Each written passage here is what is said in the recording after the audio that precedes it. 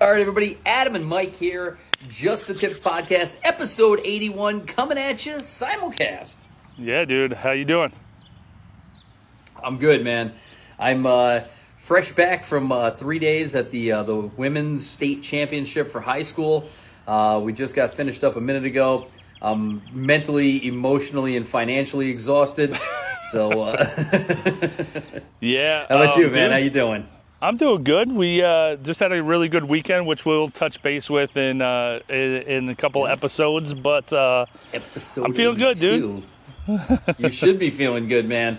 Like I said, all the hard work is paying off, and it's paying big dividends. And I'm in front of the net, the practice net here. This is where I do all my grinding when I can't get to the course. So. That's the Just the Tips training facility, Saugerties location? The outdoor Saugerties location, yeah. So listen, dude, we gotta catch up on some stuff, man. We had a really good weekend 2 weekends ago. We got some footage of where we were that's going to be coming out in 2 weeks from now. Let's talk about it, dude. Go ahead. So, long story short is you and I are officially the biggest Mike Strantz fans in the world. It's undisputed, heavyweight champ Mike Strantz fans. You got a belt. And we should get the Strantz belt, right? Well, we deserve it because we've completed our mission of playing all 7 Mike Strantz courses on the East Coast. This is the Strantz 7. Something that the Strantz 7, it's something that started out. Maybe a little too aggressively tried to accomplish last Thanksgiving evening to play all the ones on the East Coast. But long story short is that we needed to tick off a very important course that we hadn't played before, Stonehouse.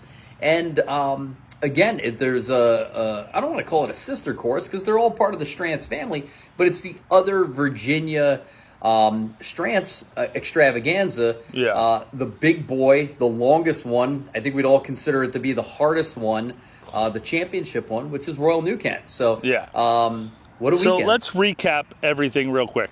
Last Thanksgiving, we decided we wanted to do all 7 in like 7 days, 3 states. Plus, we were throwing Ocean Course in there because we were there. Might as well. We were unsure about Bulls Bay.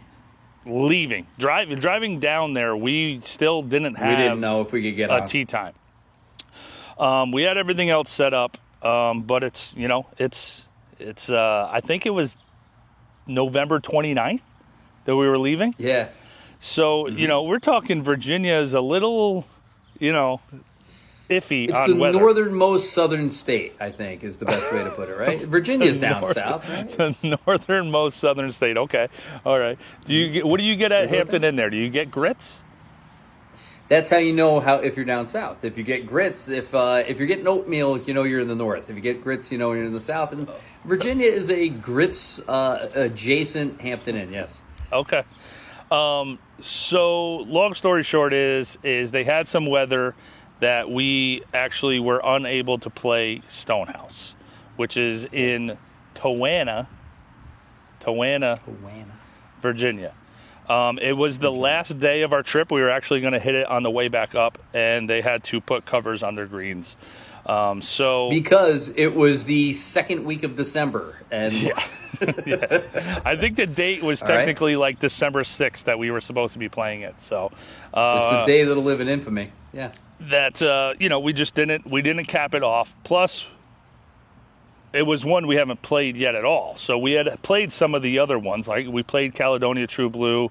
That was our first time playing Tobacco, and obviously Bulls Bay. We ended up getting on Bulls Bay. So since Thanksgiving, it's kind of been hanging over my head, at least anyway, of like, dude, we got to go play this course. And since we're going down there, it's only 20 minutes away. We got to play Royal New Kent and play it, because it was November 29th. It was cold. We had just drove through the night.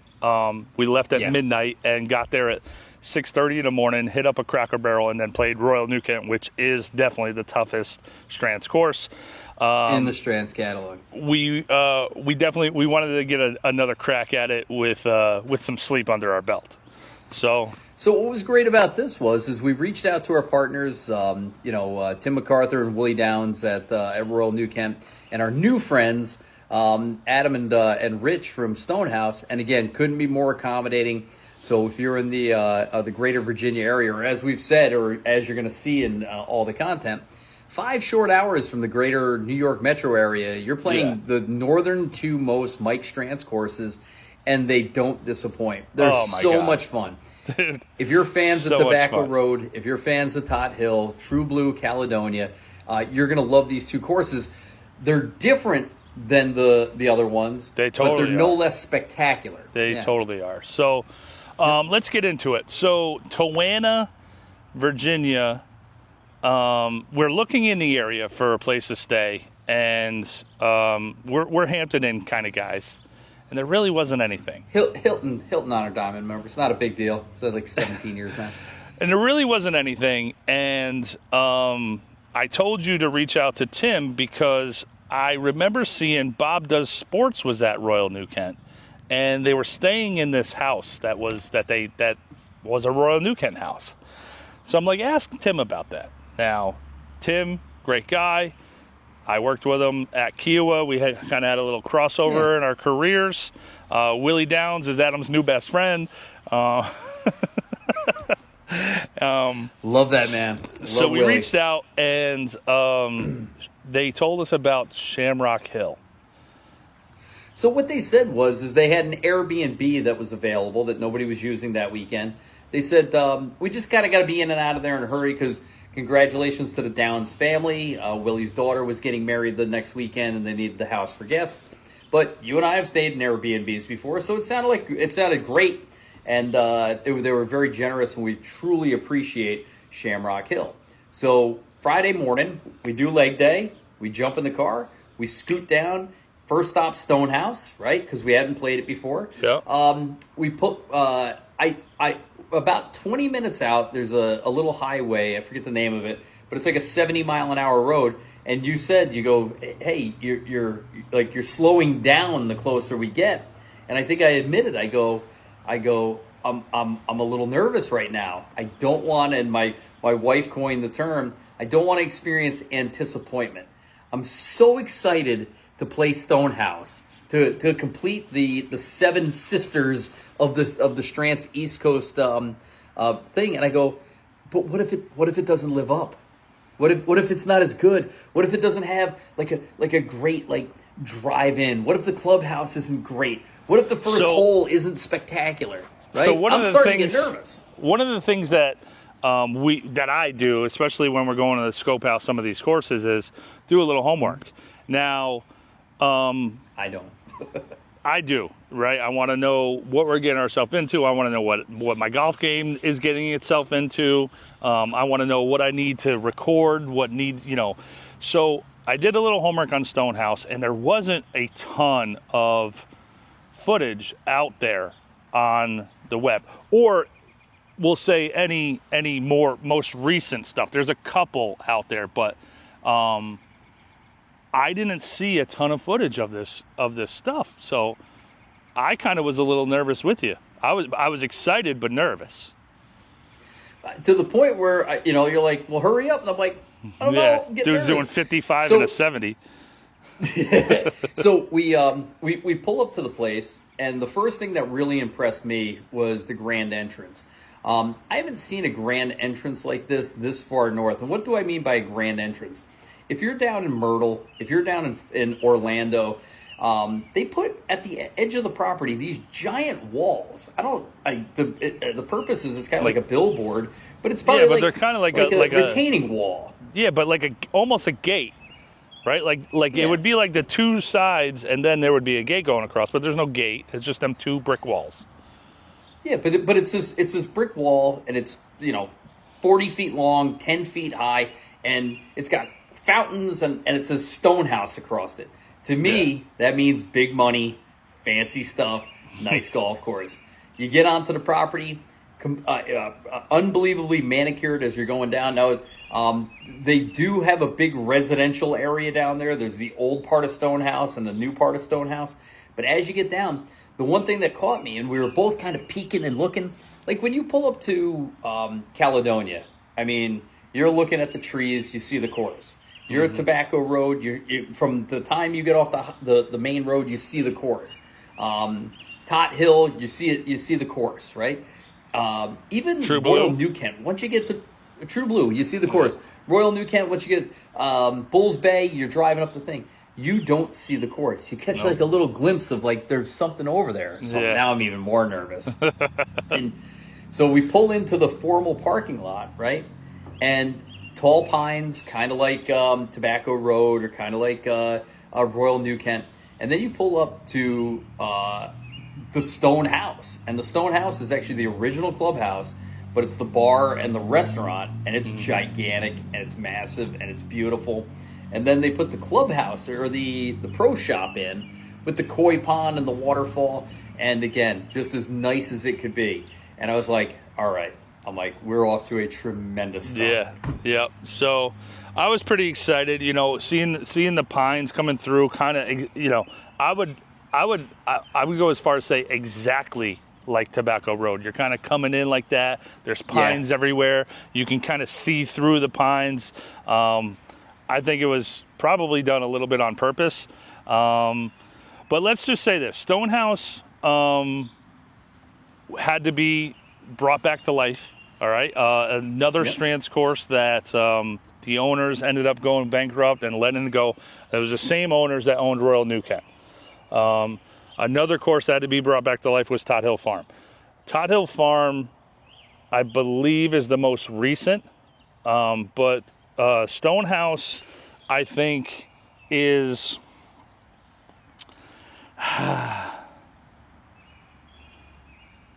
based on the golf world, I feel like Stonehouse is like the seventh kid. You know what I mean? Do you agree with me there?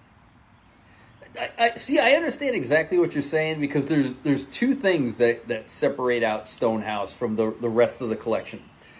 Number one is they haven't got to the point where they're manicuring it yet, right? The design I think it just needs awesome. to mature. Well, listen, I mean, they brought this thing back from the brink of disaster. Yeah. Right? It is an incredibly playable condition. You're not going to be disappointed with the condition. No.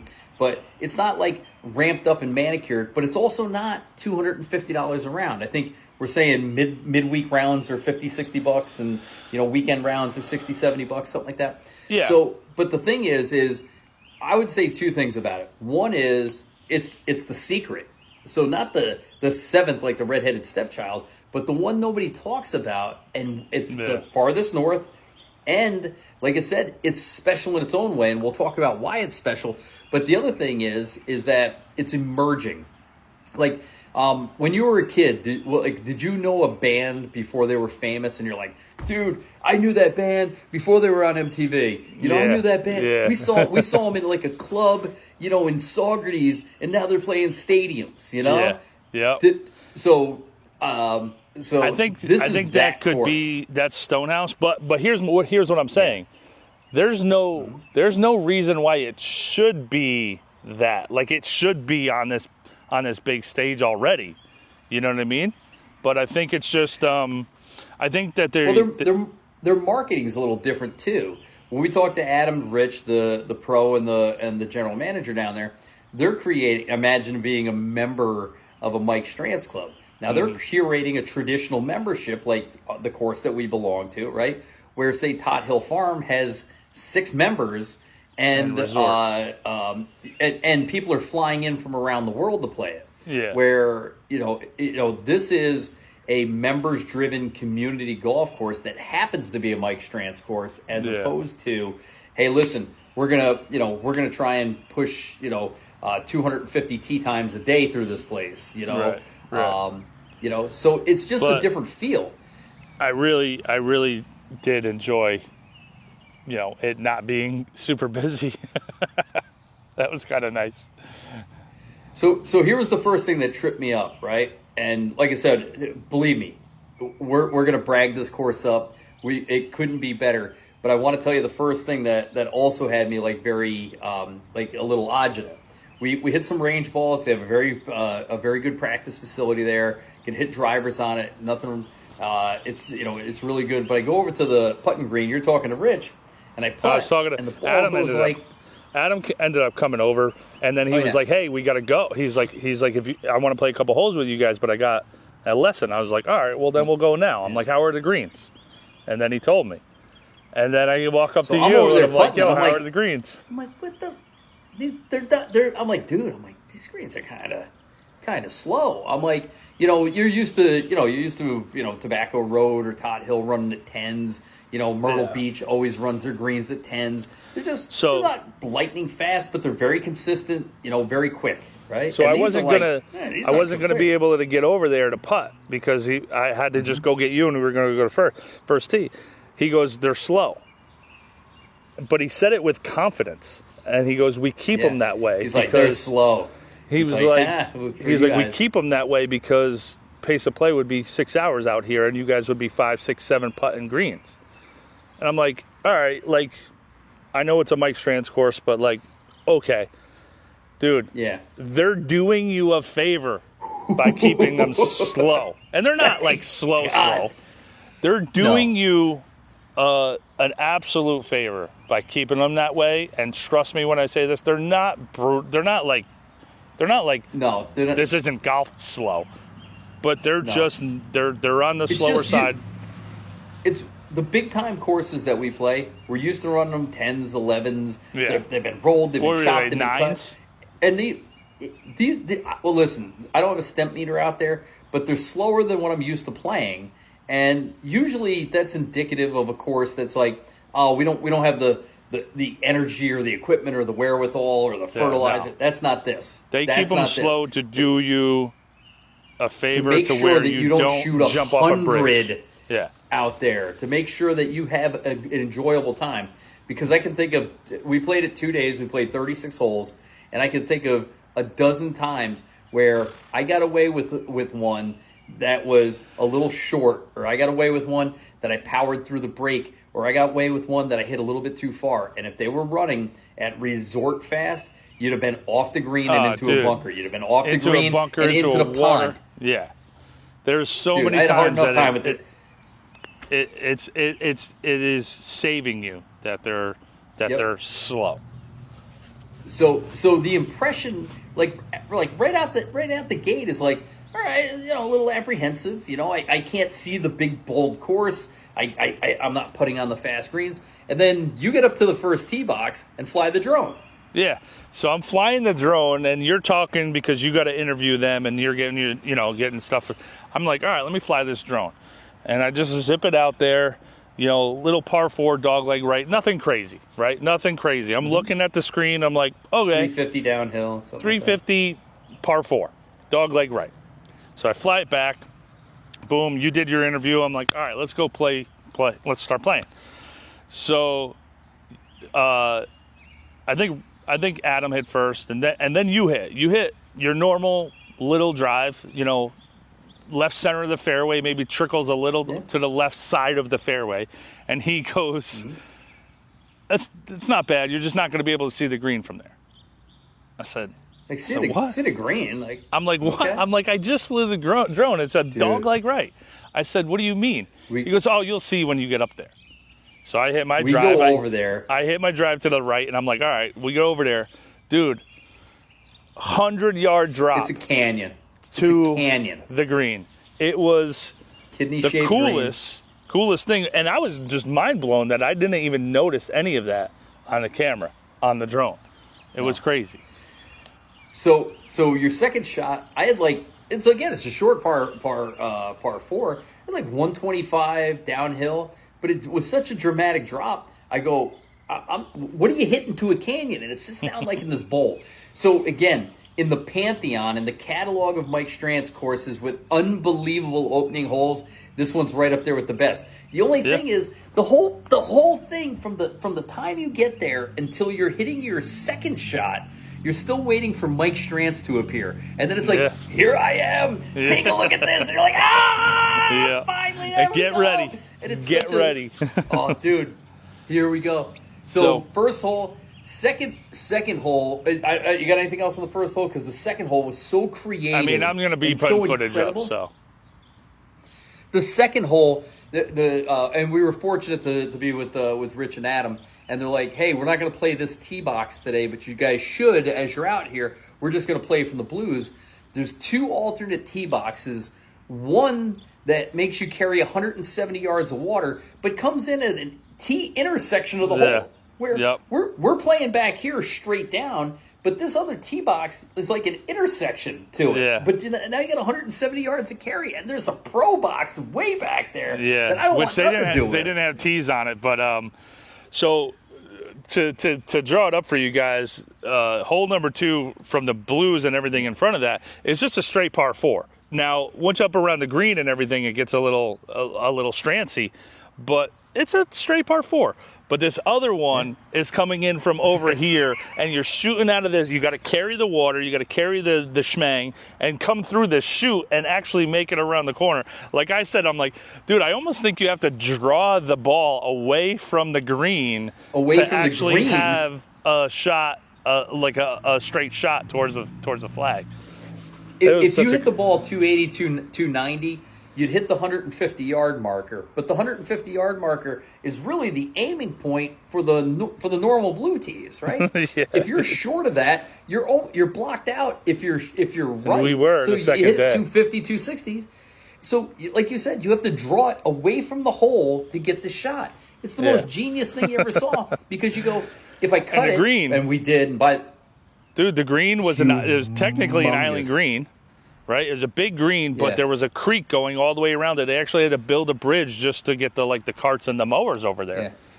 So one of the things about the topography is it's like the mountains of Virginia. What are those? The Blue Ridge, the Rocky Mountains? I don't know. I mean, I doubt that it actually Alps? is because I think we're a little too west away from the mountains. But this course was big elevation. I don't even want to. Undulation isn't even a word for this. Like it wasn't undulation. It was. Elevation. It was elevation. So we go over to 3. Every third hole of the Mike Strantz catalog is a par 3. I did it in my head today, and every single of the East Coast ones, number 3 is a par 3. So this one, 185 yards, carry over vegetation, over a pond, into this really cool. What's cool about this is we always say, like, he does the amphitheater with the tee boxes. This one wasn't. It was more linear. It was kind of perfectly linear. It was like a yeah. kidney-shaped tee box. But in order to get down to the green, you had to take a ride around this ridge, and you just got this beautiful 360-degree panoramic view of the green. The ride to the green was the amphitheater. Yeah. That was cool, dude. Yeah, that was really sharp. Cool. Yeah. Hard par 3. Number 4, par 5, but the alternate tee boxes from the back tees made it shooting out of a chute really, really long. Yeah. The up tees made it relatively easy. But again, carry a creek, risk reward, can't really go for it. Gotta land it on to an up around the green. Yep. So that hole did remind me of like number 8 at Caledonia. You know, that creek short of the water. Yeah. You know, just kind of gave me that same kind of like vibe of like, go ahead and try it. So from you're sitting there, you're like, oh, I'm 200 out, but I'm 200 to the pin, and I'm 185 to the creek. Yeah. You know, you're like, it's just not nice. But you know, cool hole. You know, bunkers all down the right side, all that stuff. So very cool. Number 6, again, dude, big drive up the hill, big turn down the hill to the right. That's the one that you can actually just see a little tiny glimpse of it from the road. You can see the glimpse. You can see like a bunker. But so I mean, you hit it up this hill, but when you get onto the top of the hill, the green is down this valley all the way down, much elevation and then it comes change. back up. Oh, and again, it's not the tee shots are relatively easy. You're not going to get in trouble with a good tee shot. But you need to hit the ball a long way. This course is on the longer side of the catalog. I didn't have a lot of 8-irons in my hand. Some of the courses, some of the holes were like those, those typical 340, 350 from the blues. Yeah. But the elevation change was, you hit your 260 drive, but you still got, instead of having 100, you got, a 145 or something like that, just because you didn't get the roll out or whatever. So very cool. So through a tunnel down to number 7. 7. Yep. Number 7 was that dog leg right that we hit it over the tree. So I think we missed one. I think that's number 6, because 6 is the hardest 4 hole on the course. It's number 1 handicap. Yeah. Yep. So everybody hits the shot. You draw it down over this tree. It hits the thing. It runs down to 150 yards, and you go, I'm 142 out. How is this the number 1 handicap hole on the course? What's it? Creek running across. Creek running across. You had almost like a heart-shaped green. Creek running right. 3 yards off the front of the green. Just a mountain of heather in the back. Yeah. The green. If you walked across the green, it'd take you 8 steps to get from the front to the back, and it sets up like a dartboard. And the kidney shape, it's almost Mickey Mouse ear shaped to a degree. Heart shaped is better, but the pin was right up front. And if you missed left or right and you missed long, you can't miss short. If you miss long, you can end up with this 50 or 60 foot putt that is straight downhill, that even on quote unquote slow greens, you're like, I hope I don't putt this into the creek. Yeah. It's that severe. The first day, I'm like, if I 2-putt this, I'm gonna call it a. What did you do the first day? Because you got caught up on the top fringe. Yeah, and with the camera and everything like that, I just brought my putter over, and I was like, I should probably bring a wedge. I had to putt through the fringe, and it didn't work out so well. 40 feet of fringe. Well, just because of the angle. Yeah. It was silly. It was just funny. So awesome. Then you go to number 7, a very good Mike Strantz par 5, a very good one. The drive, if you keep it right, there's no trouble. But the farther you go right, you got to go back to the left, because there's a big. It's not the button hook, the traditional Strantz button hook. Yeah, no. But there's like a. You were in it. What is it? A canyon over there? Yeah, it's definitely. There's a canyon on the left. There's a canyon on the left off your tee shot, so don't go over there, which I did. Plenty of fairway out to the right. Then it comes back to the left and then back to the right. But in between you can't go for it. You can't go for it because there's trees blocking, and there's this canyon drops down into a waste area that is you can't see earth. Yep. So the canyon runs down on the left. The fairway kind of sits up. It's almost like being on top of like an aircraft carrier. There's a canyon, and then the green sits up.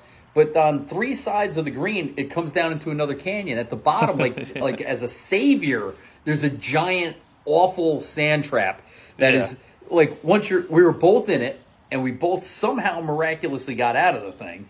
It's not as big as like the one on 11 at Tobacco Road, but it's pretty close. But it's formidable to the point where you're like, I don't want to be like. You can see from the fairway, you're like, well, don't go in that. But if you miss that and you miss bad, you're like, please get in that. But then you're in it. You're like, how do I get out of this? Yeah, right? Totally. Hit the green. Hit the green is the is the only answer. Just play it smart, like all par 5, Strantz par 5s is play it smart. Do not go for the green. So number 8, after playing Stonehouse and now being an aficionado of Mike Strantz courses, I will say that Mike Strantz's legacy to the game of golf is his creativity of his par 3s. Number 8 is, and he has par 3s that are 90 yards, that are as difficult as this ones that we were playing. Yeah. That was 200 yards. But he's up on top of this mountain, so he's like, hey, let me make this, what do they call it, a kidney shape? Yeah. So 2 tiers, upper tier, lower tier, still the same green, but what do you think it is, a 12-foot drop from the front to the back? I mean, I'm not tall enough. It is definitely one of his most severe, if not his most severe, undulation in a green. 200 yards to a massive green complex, but there's an upper deck and a lower deck. The lower, it kind of makes a dog leg. The green makes a dog leg. It's a dog leg. In the middle of the dog leg, green. Putting green. And it's 200 yards, nothing but waste area behind and left. Do you know what I would compare? Right. I would compare this green to the practice green at Tobacco Road. That's what it is. So Just I took a triple bogey both days, which was very smooth. And then for yourself, I hit it on the green, but I was front. I 4-putted for a 5 and was happy to get out of there. both days. Yeah. Oh. Both days. Oh my God. 4-putted. Yep. I was in the same spot. I was in the same spot both days.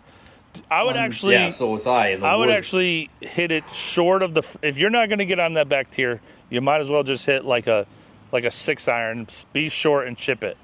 Play like it a up. par 4. Play it down to like 170 yards. But it was chip a onto the cool upper deck, hole, try man. and 2-putt. Cool hole. Oh, yep. Yeah. And then number 9 is a good finishing hole. You can start to see the new construction of the new homes that line it. But Come out of another shoot again, though. Big carry, though. And what's nice, one of the things that's the defining characteristic of Stonehouse is unlike any other Strantz course, there's no sharp edges. You just don't get you don't get like the flash bunkers and all this. Everything's rounded. Everything's green. Everything's 2-dimensional. So but that was one thing that I was when you gotta saying to Taylor was like the other Strantz courses. I mean, True Blue has a lot of sand and waste areas, but Caledonia's got the contrast of grass and sand. So does Bulls Bay, Tobacco Road, and Todd Hill Farm is like grass and rocks. Stonehouse is grass and trees. There's no contrast. So like you were saying, like 2-dimensional. Yeah. It doesn't have that like it's. I would say a normal. What do they call American courses? Like overseas it's link style, and I forget what they call Parkland. it. Parkland. It was like a normal. Yeah, it's a perfect Parkland course. Minus all the Strantz stuff that's in there, but on paper, it's grass. It's grass and trees. So that's going to be the problem. Is the drone footage is going to look good? It's going to show you a golf course. The pictures that we took are going to show you a beautiful golf course. The videos we're going to shoot and the shorts are going to show you a beautiful golf course. Listen to us. I'm telling you, this is something very special that unless you're Steven Spielberg and you got some special cameras that can actually show you what you're looking at, you don't know about it until you experience it. And I really think that's what separates it from all the other Strantz courses. It's you can't see it from pictures. It just doesn't do it justice. No. So I just for time's sake, because I don't want to turn this into an hour-and-a-half podcast. I don't want to go through the whole back 9, but there are a couple of spectacular holes out there. Oh man! Again, the par 3s absolutely stunning. Couple par. Oh, dude. So let's just bring them in for the last. I mean, we got a whole par 5, other course to talk about. That par 5, 13, 10, 11, 12.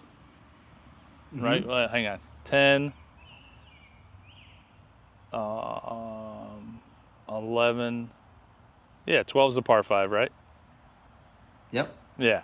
Awesome. So 10 starts you off the back. You got to go into the tunnel, past the tennis courts, and you get out there to cool start hole. on number 10, right? Cool hole. Yep. 11. It's got that kind of that adjacent green, right? That green. It's green adjacent.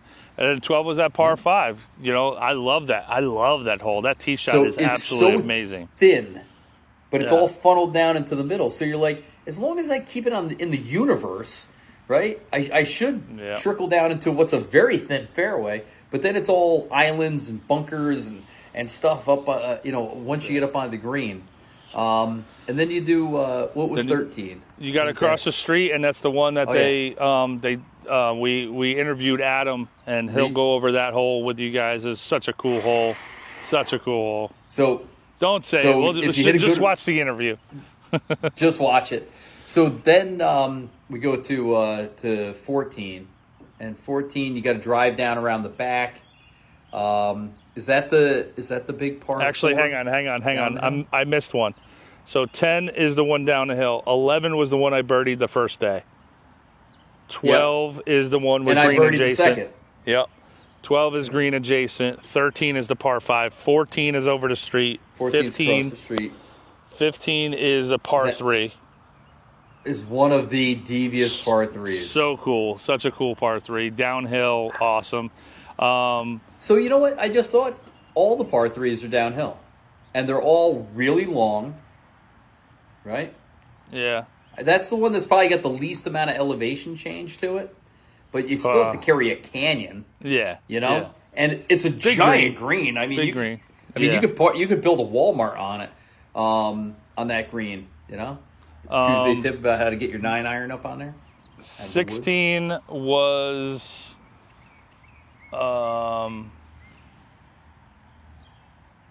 16 was that cool hole. It had like the rocks. That's the one that I set I hit the 5-wood out of the grass bunker the first day, and I chipped out from under the tree the second day, and I'm like, you're like, there's just got to be a better way to play that hole. There's got to be a driver. That's a cool hole. Pitch and wedge 9-iron. Yeah. But again, another giant, massive green. But again, up and down these hills, and then you get to 17. 17 another is awesome like par 3. the Mama Lagazza par 3s. But again, you're way up on this hill. You're hitting down across all this stuff, landing on a massive green. Yeah. With you're hitting over this canyon again. It's so cool. But I love 18 par 5, very Strantz-esque par 5. So driving up on first day, I purposely didn't look at what 18 was going to look like. Like anything on I saw the green. The internet. Yeah, we saw the green, but we didn't really. I didn't look at the hole. So we drove up to driving on the cart path, and one thing we didn't say about this so far is driving from hole to hole is also a little cool adventure. Going through the woods, scoping out the land, bridges, and everything like that is very, very, very cool. I like that it's like that. I don't like that there's holes right next to each other and things like that. So very cool. But we're driving up to 18. We kind of turned the camera on. We're like, dude, let's see what we're gonna get on Strantz 18. And we were not disappointed, dude. So there's plenty of fairway right, or a 214-yard canyon that doesn't really save you that much. If you take the thing on, maybe you catch like another 5 or 8 yards, right? So it doesn't make a lot of sense. But whether you're right or left, if you chose to keep it out to the right, keep it out to the left, you got a very reasonable shot into a green. Like day one, I think I had 200 yards. Day 2 had like 220, but it's downhill. But the green, the whole left side is like all Virginia jungle, right, into a canyon. So you're up on these big plateaus, big generous areas, but the closer you get to the green, the narrower it gets and the narrower it gets. So now you're 200 out and you got this long thin green that if you were good enough to fly it on, or you can kind of sneak it down the side, maybe you could be putting for an eagle, right? Or you could get into schmang and end up with a gigantic number, Yeah. The stuff that's down off of the off the canyon is you're not finding that ball. You're not finding that. That's like number going 2 down at there, Royal New New look for it. It's gone. Yeah, it's gone. Right. Yeah, so, dude. like I Cool said, an unbelievable course, and in great Strantz style, the Stonehouse bar and grill has a gigantic deck. I bet that deck holds 80 people. Right? Dude, what a cool... And they have a garage door. And you're just like looking at it all the way down the 18th hole, and it's open, and it's cool, it's inviting, it's something special.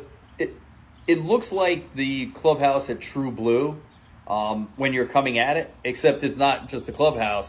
It's the back patio, like triple deck bar that just people could sit out there all night. They have a big garage door they open up to a stone... I guess it's a concrete bar. Yeah. The place is amazing. The bartenders are spectacular. And you could sit there all afternoon and watch people challenge themselves on 18. It's really an incredible finishing hole and a great place to hang out. Yeah, right? It was so good. So we can both say with all authority that Stonehouse, while it's not as manicured as the other courses, and their marketing is different, more towards members. If you're a Strantz fan, if you're a Just the Tips fan, do yourself a favor and go play the best kept secret in Virginia and go play Stonehouse Golf in Towano. Toano. Virginia. Toano. Just Google it. Toano. Yeah. So listen, Meantime, this course. Listen, the course was awesome. I know. I don't know if the word manicured is not. It not being manicured is not it, because they are, they're taking good care of it.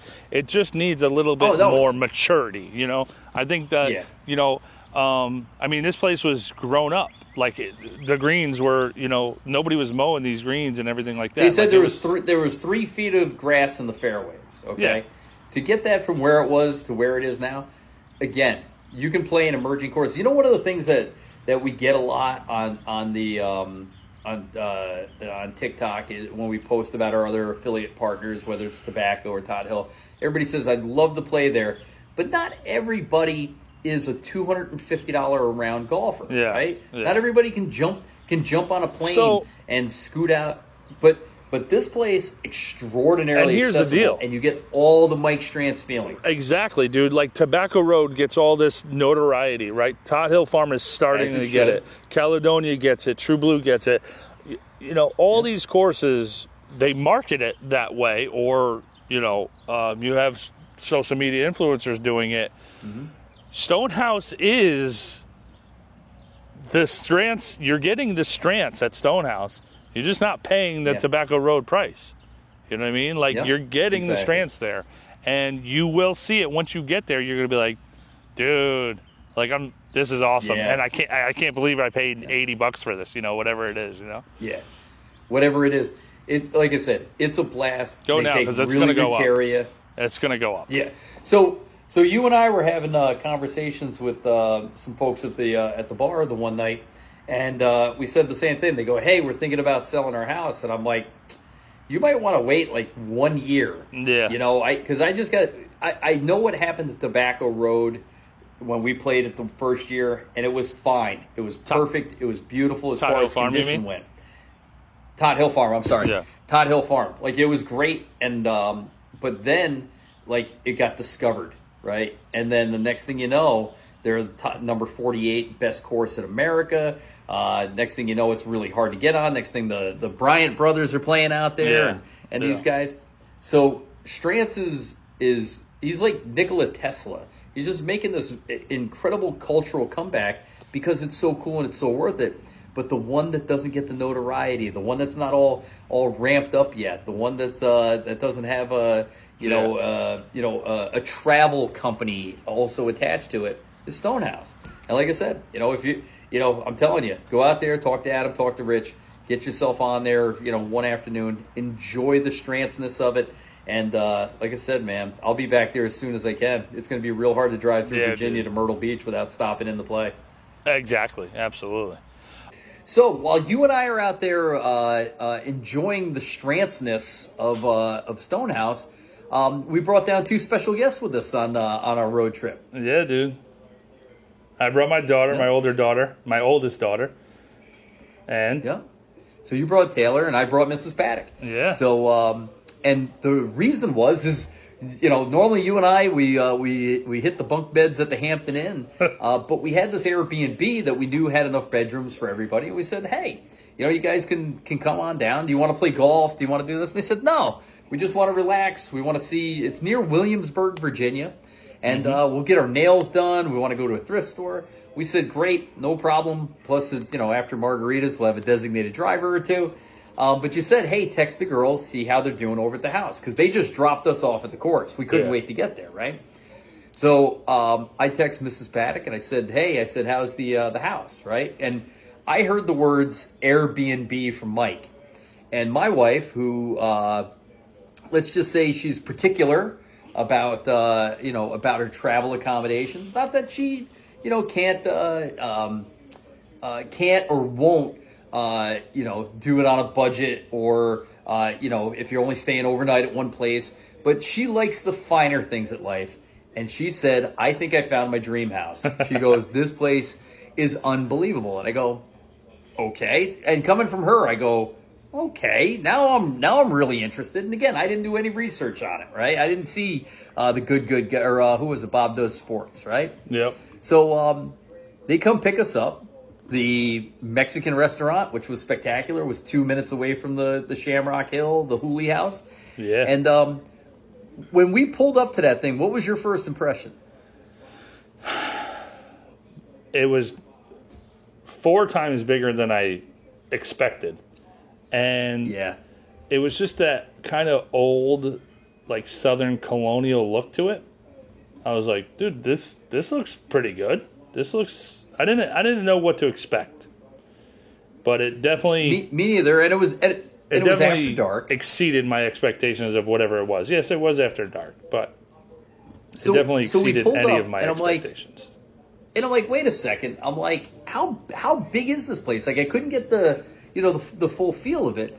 And we walked in through up onto this big, beautiful back deck, and we walked into this massive room. It must have been 15 by 30. Oh, that back room was humongous.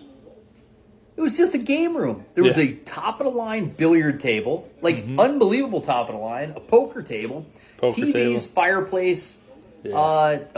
And I go, okay, this is nice, but that room is twice the size of the Hampton Inn's bedrooms that you and I stay in. It's true. The game room, right? You could have put 2 rooms in there. Yeah. Then you go into a wonderfully appointed kitchen, right? All state-of-the-art appliances. Yeah. There's a dining room that could easily sit 10. Yeah. There's a library, and the library was kind of cool.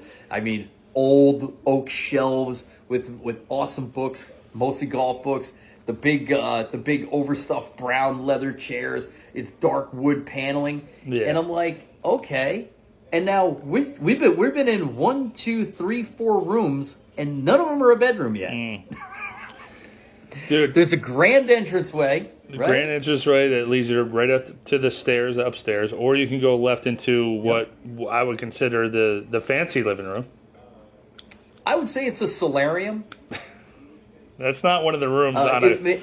My daughter said that this house was like maybe 1 room short of the clue board. It is.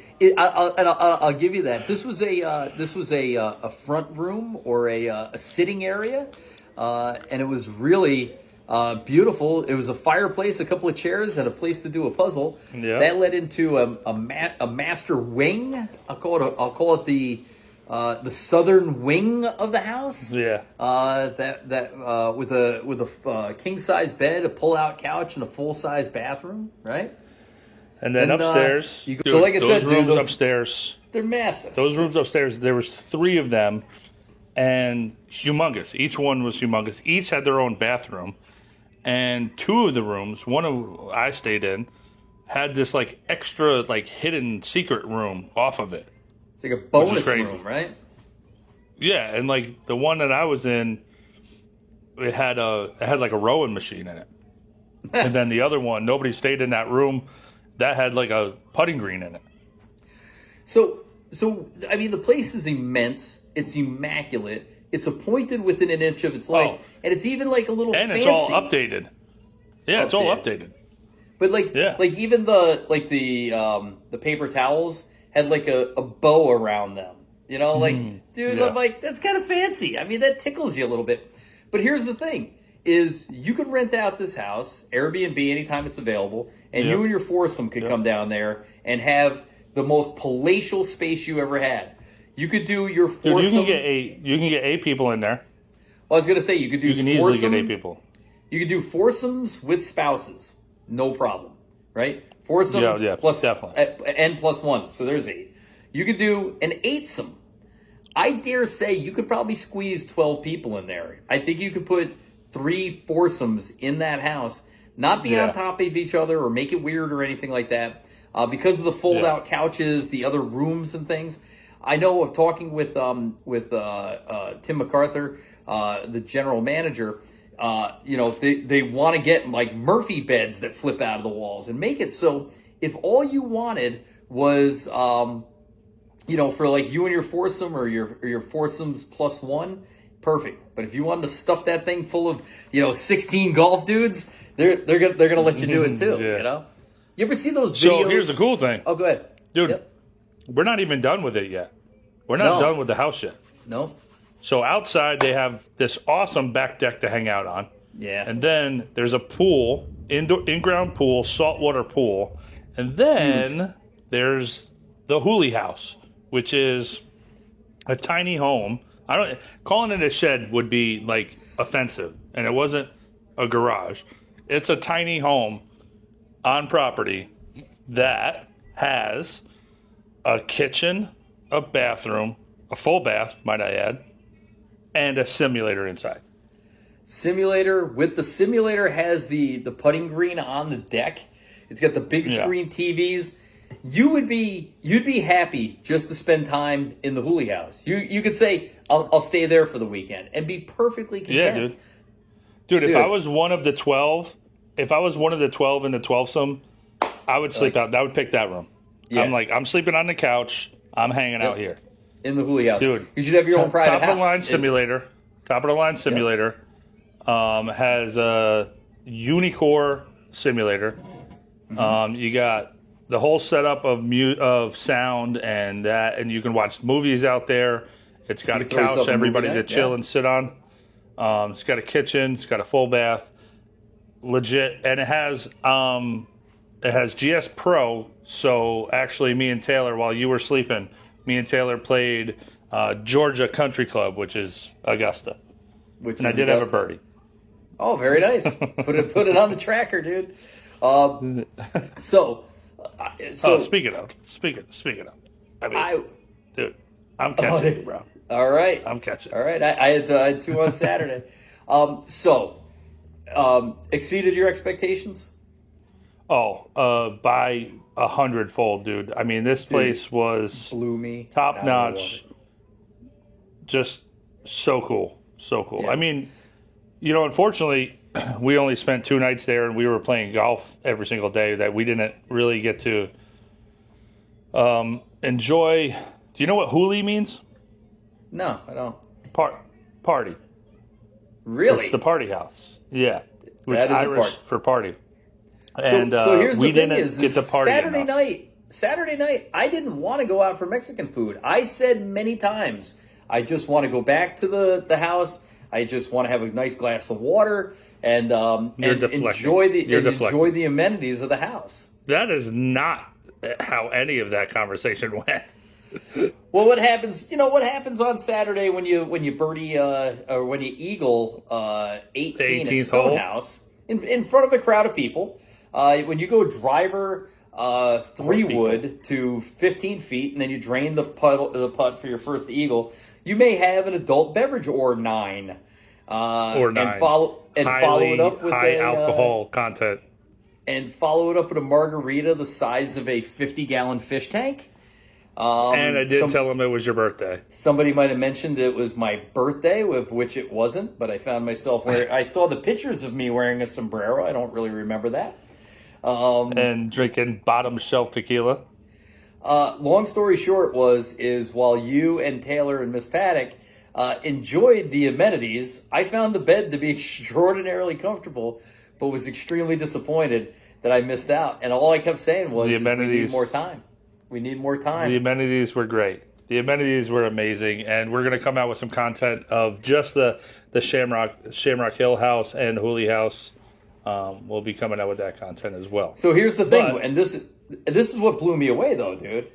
The next morning I wake up, and I wanted to get to our good friends at Royal New Kent. I wanted to get out there early because I've kind of taken it on the responsibility of taking the pictures.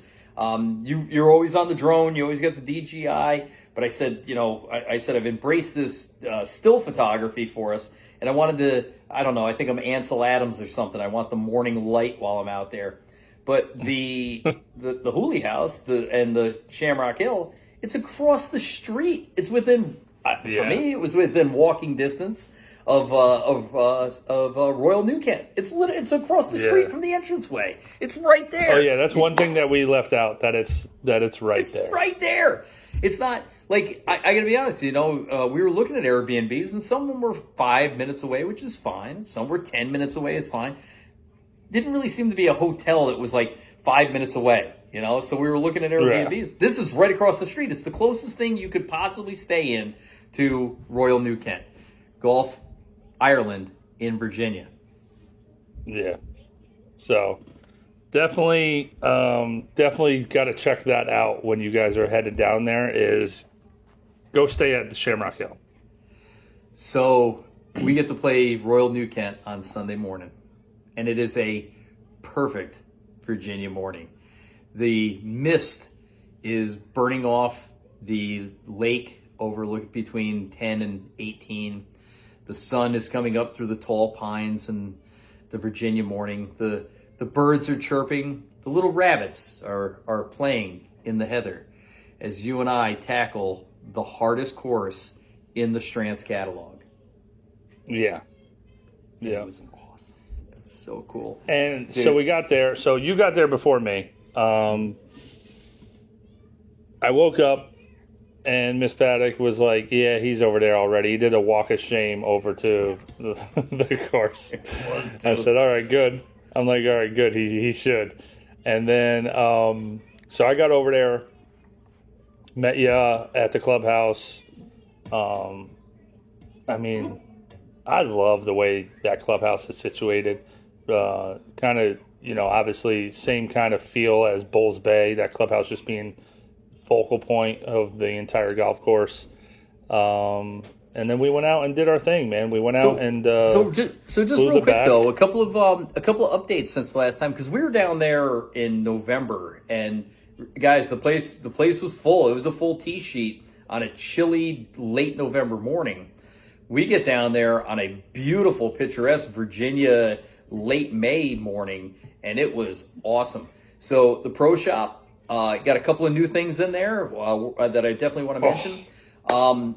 First off, they've partnered, Tim MacArthur, Willie Downs, the management staff of Royal New Kent have partnered with Heidi Strantz, Mike Strantz's widow, to license some of his pencil drawings of Royal New Kent. They now have these beautiful replica. It's not a replica. What is it? A lithograph? I don't know. It's a piece of art, but it's his pencil drawings of 2 and 18. But it's the copies of his originals, and you can buy those right in the pro shop, and they're amazing. And buy them. Yep. Dude, and I'm going to say this on podcast so Tim can hear me, is like, hey, I need like 4 of those Adidas shirts that you have in stock. There's a couple in camo. It's almost like we were kind of vibing without even knowing it. But I need those in XX and send them on up. Thanks, buddy. So there's so much cool stuff in that shop now. So the shirt lineup was great. I bought myself, and I couldn't help it. I one of my favorite shirt that I own is a one of those lightweight hoodies with the hood in the pocket, and it's the Tobacco Farm or Tot Hill Farms light one. Well, there was a Strantz one, and it's Royal New Kent. Mike Strantz on the back of it. It's royal blue, the Rondout Ganders color, the high school colors, and it was a great shirt. I had to scoop that up, no problem. Yeah, dude. I mean, you love it. I mean, dude, those shirts are awesome. Again, most pro shops don't really carry my size, so we're gonna have to special order. He's all pretty much everything that was in that purse. Royal New Kent mallet covers, which are the like an homage to the flag, which is an homage to Ireland. But the thing that caught me off guard, and maybe it shouldn't. The last time you and I were there, we kind of ran in and ran out. We didn't get a chance to spend a lot of time. Plus, we were too busy putting out the drone that was on fire. So we didn't get a lot of chance to spend time at the restaurant. I just grabbed something quick in the morning and just grabbed like a sausage, egg, and cheese and a coffee. Mike, I'm telling you, and I'll on my grandmother's grave, that was the best sausage, egg, and best breakfast sandwich I ever had in my life. I don't know what they do. You wolfed that thing down. Shout out to Bobby in the kitchen. And when you're there, it's a miracle. I've had every sausage, egg, and I love how the sausage, egg, and cheese got its own segment in this podcast. Dude, it's going to have its own Tuesday tip on how to eat it correctly, because it's hot. It's like 2 buttery rolls with like double egg, double sausage, double cheese, and this thing is hot and oh my god! And on like it wasn't cool out in the morning. It was just before it got warm out, and this thing was just perfect with a cup of coffee. God's sakes, was that dude. good? Wow. Sorry, A good 2-minute segment on. I digress. All right, here's the deal. The Strantz Pub's got it Pro going shop. on though. Pro Shop's got it going on. Everything Strantz in that Pub's got building's it got it going going on. But listen, Yeah. we went and played. We went out on the back and filmed. We took photos. We did drone. We did everything on the back. And obviously, for me, I was like re-scoping it all out because I love Royal New Kent, dude. I love that it's different. I love that it's that link style. I love that you're getting, double Strantz, I guess, because you're getting the link style, which is tough in itself, and then you're getting link style Strantz, and combining those two, you're getting, something special. So here's the thing too: is Tim? We had a really good. We should have filmed it. It was kind of off the cuff. We had a really good long format conversation with Tim, from Royal New Kent, right? And he was just he's passionate about the course. He's passionate about the direction he's taking it. But he said many times it's a very difficult course. It's intended to be difficult. It's championship quality. It's keel quality as far as the layout. It's meant to challenge you. And from the Invicta tees, which means champion tees, it's like 7,400 yards.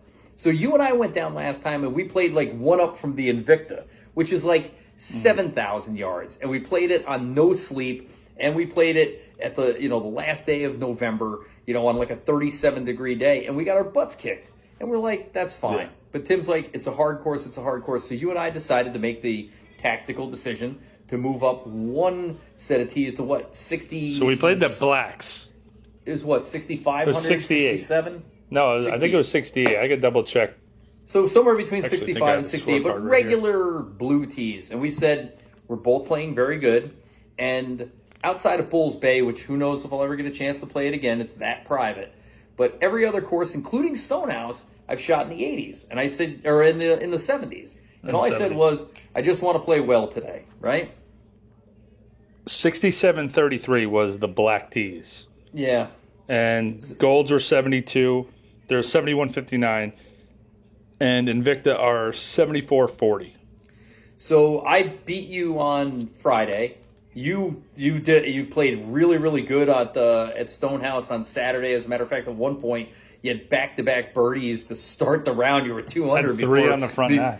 Yeah, 3 birdies on the front nine. So again, you played great on. So we had a grudge match, and we said we're both going to dominate this course. It's not as hard as Tim was saying it is. We're in great playing shape. We couldn't have a better day. There was no excuses. How'd we do? I'm going to show the outside of the scorecard, but I'm not going to show the inside. It ate my lunch, that's for sure. Listen, I'm going to say this on camera. Mm-hmm. I'm putting Royal New Kent up there with difficulty equal to the Ocean course. I'm there with you, Mike. I have zero. I had no qualms against that. I played. I'm probably going to get some crap from my Ocean course buddies, but I'm putting it up there with difficulty of the Ocean course. Yeah. And again, it's not tricked up. The greens aren't running at 15s. The greens are running fast, by the way. They're quick, but they're not they're not out of control. They're manageable speed, but they're quick. The rough. It's not Oakmont. It's not U.S. Open rough. It's rough, but the fairways are accessible. The layout is target difficult. link style Strantz course. And if you get a little wild, you're done. You and I said, because how many balls did you buy before you went out? I bought 3 dozen. Actually, shout out to Bob in the pro shop. All right, I was just gonna buy a sleeve of Strixons. I was just gonna buy a sleeve. And he goes, actually, if you buy a dozen, if you buy 2 dozen, you get the third one for free or whatever it was. I walk out there with three dozen Strix ups. With 3 dozen balls. I go, it's hard. How hard do you think it is? I said, I'm going to play with the same ball all day. It made it to number 2. Right? That was the tee shot on number 2 was as far as I made it. I thought I hit a good one. You know? You're an idiot. Listen, we're going to put out content of both of these courses. We're going to do a hole by holes of both of these courses to watch exactly what not to do. All right. Stonehouse is a little bit of what to do, and Royal New Kent's a little bit of what not to do. But so just to wrap up Royal New Kent, I know this is a long podcast, but it was such a great trip and just 3 days of pure bliss. I mean, So Royal New Kent's great got a couple, people too, man. Yeah. Royal New Kent's got a couple of like stretches of holes where for 2 or 3 or 4 holes you're really immersed in like some heavy duty golfing. Whether it's like I'd say like 1, 2, and 3 are like really, really impressive, but 4, 5, and 6 are impressive in a very different way. And then you finish with 7, 8, and 9, which 7 is one of my favorite par 3s just because of the way it looks. Yeah. I've never been to Ireland, but I know I wasn't standing in Virginia when I was looking at that tee shot. All right. I don't know what golf in Ireland looks like, but I would imagine it's pretty damn close to number 7. Number 8 is an incredibly Strantz-tastic hole that'll challenge you in the very best ways. And then number 9. I love that hole. Number 9 is such a cool finishing hole. But then we get to the front. 10 is a... To the back. Dude. Oh, I'm still kicking myself. 10. If I could, I want to play 10 18 times and see what I shoot. That's what I want to do. 36 over. Yeah, probably right. Probably right. 11's amazing. 12 is so unbelievable. Now, we were unfortunate, and I'll say this, that we ended up playing the same pins as we played back in November. They rotate the pins. It was just one of those things. We happened to be there at the same time. And this 12th hole could play from the front tees to the front pins 50 yards. From the back tees to the back pins, it's probably 260, right? The amount of tee locations and the amount of pin locations that they... All right, we're going to show the difference. Well, it won't show a pin difference, but... well, what is it to the middle? 12. 12? Holy crap, dude. All right, so from black tees is 174 to the middle. To the middle. You want to know green depth? Green depth. Do you want to know it? Take a guess. 50 yards. 86 yards. 86 yards. So if you had a front pin, let's just subtract 35 from 86. What's that? Okay. So it's not right in the fringe, it's in the front third, right? Yeah. So 35 from 174 is 129. 129. 139. 139. 130. Yeah. All right. Now add 35 to 174. It's 199? 209? Yeah. Dude, so 139 to 209. Holy Depending on where they put the pin, crap. without getting ridiculous. Just their regular locations. They could put it back farther. Wow. They could put it up closer. What is it from the Invicta tees? 224. So add another 35 to that. So you were right. 259. 259. And it could be farther back. They could get crazy. They could put it farther back from that. What's it from the up tees? That's so they have greens. Yeah. They also have whites. The whites are 172. The greens are 115. So minus 35 from that. 80. 80 yards? Yeah. It's 80 yards. Yeah, that whole play is between 80 yards and 260. Nice. You'll never get bored. You better be playing that like a par 4. You'll never be bored with that hole in your entire life, right? And then you come over. 13's a great hole. You finally stopped hitting the curb after playing it 3 times. You know. Yeah. Yeah. Yep. And then there's something special. Yeah. You go a little bit of a drive. You have to kind of go like outside the neighborhood a little bit, down through a tunnel, across the street, over towards where the horse racetrack is. And there's three really cool holes over there.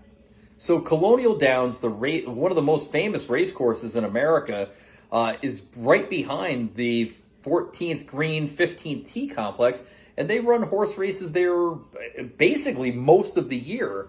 And it's a really special place in racing history. I'm not a big horse racing guy, so I don't know a lot about it. But I know that this is the place, if you're in the greater mid-Atlantic states, where you're going to go watch a horse race, right? Well, the three holes that make up 14, 15, and 16 are essentially like a U shape or a horseshoe, right? But they're also incredibly difficult. Like an amen corner, like a oh shit corner, they named it aptly the horseshoe. So congratulations to the team out there with coming up with a really good name. So the question is, you have to answer yourself is what are you going to shoot on the horseshoe? A par 4, a par 3, and a par 4. That's all they are, Mike. Yeah. Par 4, a par 3, and a par 4. That's all they are. That's it. Yeah. What are you going to shoot? Yeah. What are you going to shoot? Myself. I promise you ain't breaking par. I promise you. So we ran into the first, I'll just leave it at this. We ran into the first illegal pin of the year. All right. We watched people putting to this pin location on a Sunday afternoon that was, some people thought it was comical. Other people literally had it like, this is ridiculous. You're ruining my round. Dude, they were going into the pro shop and complaining. Listen, just the greens are fast. They're very undulated. That pin got a little high up into a space that once it dried out, you couldn't find a way to stop the ball near the hole. You'd roll it within an inch of the gum, and it would come down 30 feet to you. It was Strantz-tastic in the best possible way. It was amazing. It was awesome. I loved it. I could have sat there all day and just watched everybody putt to that. Dude, I wish there was 2 lawn chairs and the cart girl there, because that would have been the spot to hang out. Just the comedic level and the frustration level simultaneously. I love those 3 holes. Go play Royal New Kent for the horseshoe. Let us know what you shoot. Yeah. And then you 17, finish up par 5. with the green adjacent. We Yeah. we talked about it in another podcast, but it's just worth mentioning it again. Such a strategic hole, because the more you cheat towards the green, which again, you're not getting there in 2. I don't think there's a way to get there in 2, but you want to set up a good third shot. But the more you cheat to get close for the third shot, the more trouble you bring into place. And if you don't angle it right, you make yourself carry this long creek, wetland, ditchy kind of area that could turn into a giant number. Yeah. And you have to hit a cut. It's a really interesting hole from a strategy standpoint. Cool. And I need to play it like 10 or 12 more times before I figure it out, I think. So we'll play 10 9 times and 17 9 times. Actually, let's just play Royal New Kent like 10 more times. I know, right? And then you finish with what I will call the hardest finishing hole in the Strantz catalog. We all know Caledonia. I would say the same. We know Caledonia's got a great finishing hole because you have to carry an inlet of water. Same all the courses idea. have great finishing holes. You know, this is True Blue's got a great finishing hole on number 18 because you come right back to the clubhouse for a really pretty finish, devilish green. Water up the left side. Yep. Yeah, Bulls Bay, the one that comes back up the hill, is fun and could really set you back some trouble. Tobacco Road, awesome. It's so much fun. Tot Hill Farm, awesome so much fun. We just talked about Stonehouse's 18th hole, but dude, my palms started sweating before I finished putting out on 17 because I knew I was going to have to play that hole. It's hard. It's a hard hole. I bet that there is a predominant wind there, and it seems to always be in your face. I mean, we only played it twice, and both times I think you handed me like a refurbished Pro V1 because I thought I piped that ball. And you were like 30 yards past me, which is ridiculous. You know I don't have my glasses on, so I can't read if it said refurbished or if it just said, Dude, Mike's new favorite ball. I felt like that was my best drive of definitely in the top 3 of my life, and you were 30 yards past me. There's no way. QI 35. So the great thing about this hole is it in great Mike Strantz style, the carry over this giant water body looks like you can't make it. It looks like you don't have it in the bag to make it. It's really not that bad. What'd you say? It was like 180 or 165 or something like that. It's not brutal, right? It's not far. It looks really far. Also, once you get up there, the fairway's super forgiving to the left and the right. I mean, you could really get a little left, you could really get a little right and be perfectly fine. What you can't do is be short. Because even a great, what did I have? 165 in? Was it 165? Yeah, and you hit a good drive. I murdered one. And now I got 165 carry, slight downhill, all over water to one of the thinnest greens. And I didn't realize, 28 by the yards way, deep. because I never finished the hole last time because I hit it in the water so many times, I didn't realize that water feature comes around the back of the green. It's actually a full island all green. the way around. I thought it was just a big heather and all the beautiful foliage. No, it's all surrounded the way on around. 85% surrounded by water. Yeah. And it's super thin. And I'm hitting a 6-iron into this thing, into the wind. Oh, dude. Yeah. She's a killer to finish You did with. chicken out left. You chickened out left, got up and down, right? So there is a little bit of a bailout. Pro tip: if you want to bail out, leave it long and left, like up against the stairs that come down to this thing. And there's a little collection area that you don't have to flirt with all the water and the stuff on the right. And I did get up and down, and I did make par. And I said a little prayer to Mike Strantz, and a tear rolled down my cheek because I parred number 18, and I had just had a perfect day in Virginia, and those two things came together. Yeah. Perfect weekend. It was a perfect weekend. So, now listen, we should give a big shout out to everybody that helped us on this trip. Everybody that's helped us on the Strantz Strantz 7 really is everybody has been absolutely amazing through everything. So first, I would like to say first and foremost is go ahead. You do one and I'll do one. You can do your thing. I want to thank Willie Downs and say congratulations to his family on the nuptials of his daughter. Congratulations, but Willie really gets it, dude. He's old school Virginia. He's old school golf. He's old school, but he gets social media. He understands what Just the Tips is trying to do. He's supporting us in every way he possibly can. If there's anything that we can do for him and Tim and Royal New Kent, they just have to let us know. The best thing we can do is tell you to go play there, and I'm promising you're not going to be disappointed. You're going to have the time of your life, right? So number one, Willie bring Downs. 3 dozen balls though. I'm kidding. They do. There's a lot of Kirklands in the woods. I did probably lose 6 balls. I did probably lose 6 balls on that round. Yeah, it was a rough round. So thanks, Willie. Everybody over at Stonehouse, Adam Boucher, Rich, the general manager, everybody over there is absolutely great as well. They get it as well. They understand what they're sitting on. And like Adam said, product. it's kind of a best kept secret. Kind of torn between,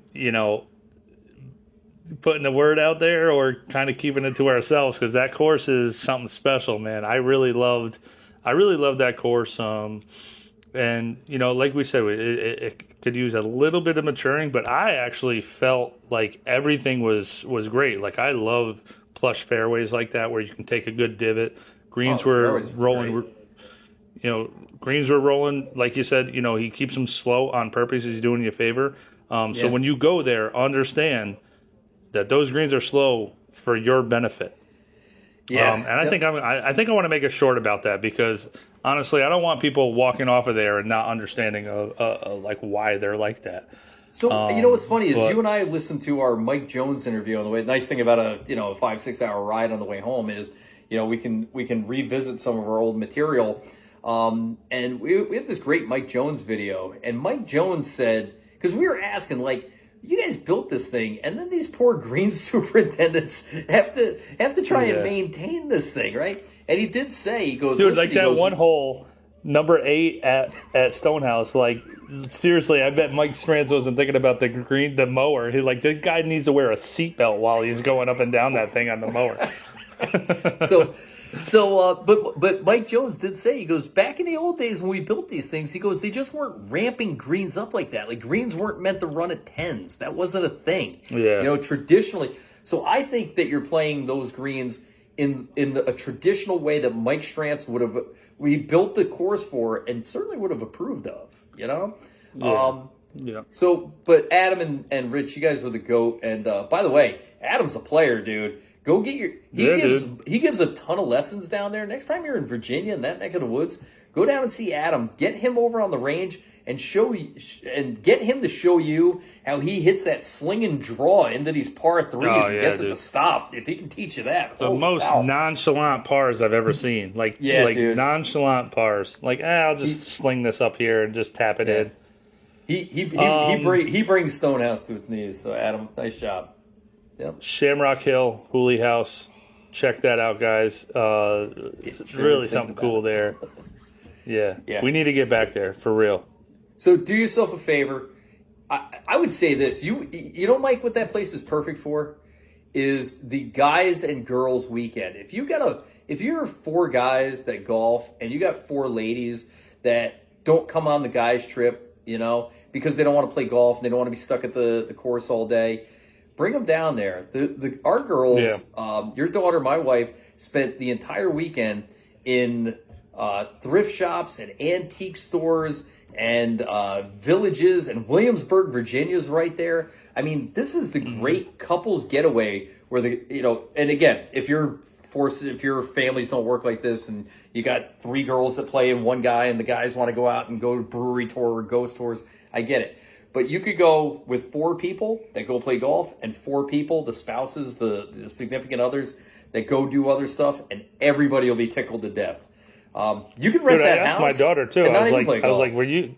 I asked my daughter, I'm like, did you have fun? She was like, yeah, I had a blast. I'm like, all right, cool. Yeah, 16-year-old girl on a golf trip with me and you and my wife, and she had a blast. You know, in that neck of the woods. So they said having a pool helps. You know, having that in-ground pool is a winner. By the way, the pool simulator. We didn't ask, but the pool at Royal New Kent's dope too. I wonder if you stay there, if you can go hang out by the pool at Royal New Kent. I'm sure Tim and Willie can make that happen too. Yeah. But dude, all right, dude, I'm beat. That's a long podcast. It is, but it's worth it. Maybe we break it in half and make it part A and part B. It's like the White Album. Nah, they'll just watch the whole thing, A side and a B side. Exactly. Put it on. We're gonna put this podcast on vinyl. All right, dude. Episode 81 in the books. 81, 82, 83, 81 A, B, C, and D. But long story short, dude, this is what Just the Tips is about. I'll just kind of end by saying this, if you don't mind, is that when you and I first started this a couple of years ago, people kept asking us, what is Just the Tips about? What are you guys trying to accomplish? What are you trying to do? What we did last weekend, what we did back in March, where we go to these destinations and we're bringing you everything. We're bringing you the good, the bad, the burritos, everything, right? Go for a 3-day weekend. It's not going to break the bank. It's 5-6 hours from the New York metro area. It's a getaway weekend that you will remember the rest of your life. Go have a blast, dude. Go to Virginia, right? Go to Stonehouse. Go to Royal New Kent. All right, dude. All right, man. Thanks to all our sponsors. You guys know who they are. Yeah. All right. We'll put them down in the description below. Buy your shirt. Buy your shirt. All right, man. I'm going to go find a burrito. I'm Adam. I'm Mike. Just the tips. Just the tips.